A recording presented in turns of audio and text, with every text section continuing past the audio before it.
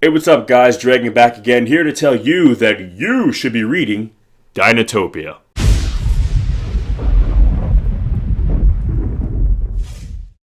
Dinotopia is the 1992 illustrated book written and illustrated by James Gurney, who prior to that, and since then has done a lot of conceptual art and work for publications like National Geographic, Discovery, and the like. He does a lot of like paleo artwork, so like artwork picturing dinosaurs, kind of as their most accurate kind of representation as science knows them today.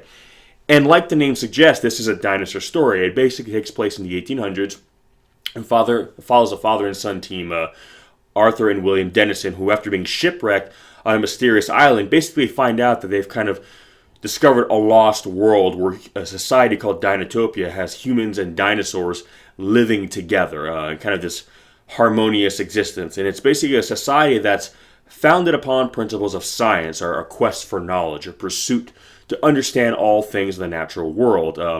It's no question is taboo. No, nothing is off the book. It's basically, listen, if there's something we can learn about anything, let's do that. And that is the foundation of this entire culture.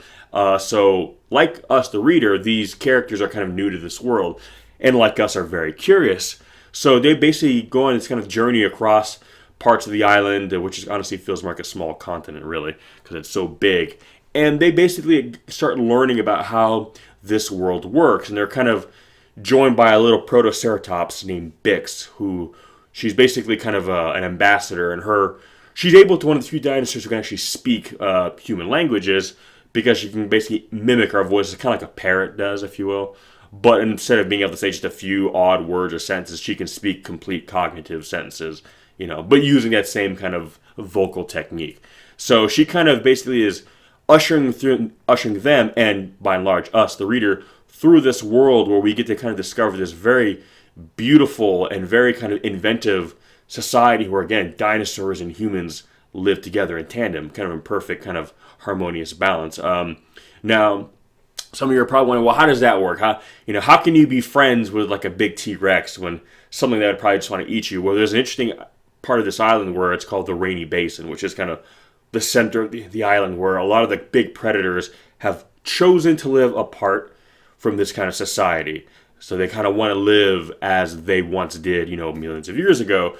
So, they don't really mingle or integrate with like this civilization. They are carnivorous dinosaurs they're usually a bit more on the smaller end. So all the really big dinosaurs that you see are the herbivores. So there's no risk of, getting chomped.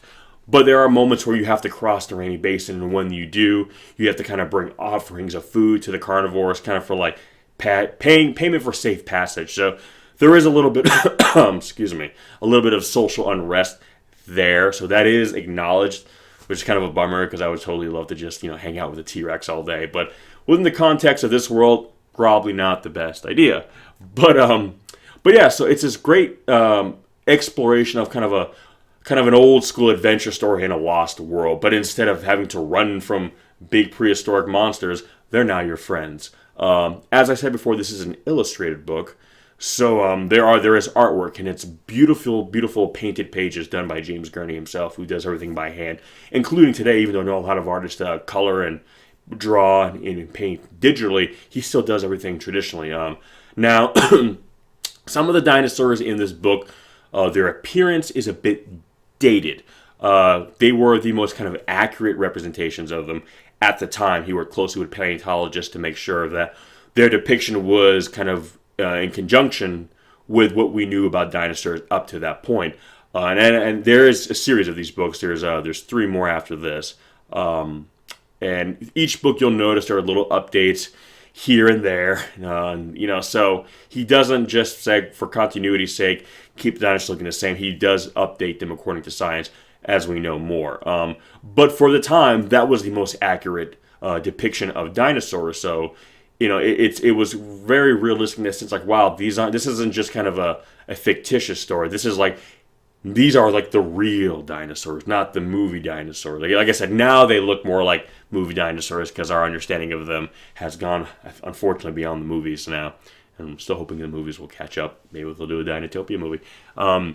But yeah, so it's very much kind of a feast for the eyes. You look at these images, and they just bring this world to life, and they are absolutely gorgeous. James Gurney is probably one of the best working artists today.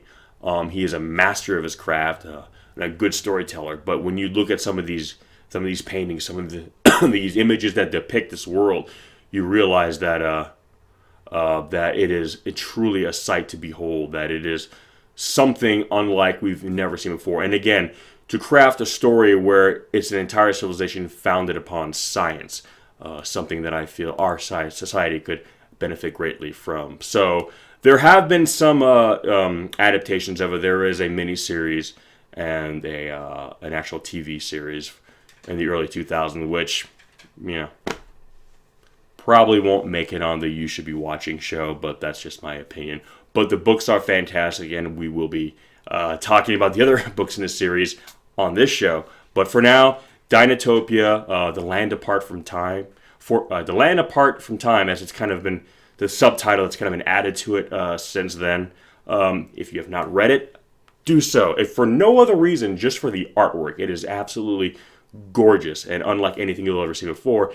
And this story is a big influence on my own literary work. For any of you who might have read that, you'll definitely see and feel a lot of Dinotopia in there as a kind of a backbone of an influence for me. Because when I first read these books as a kid, they just blew my mind, and furthermore made me want to become a storyteller myself.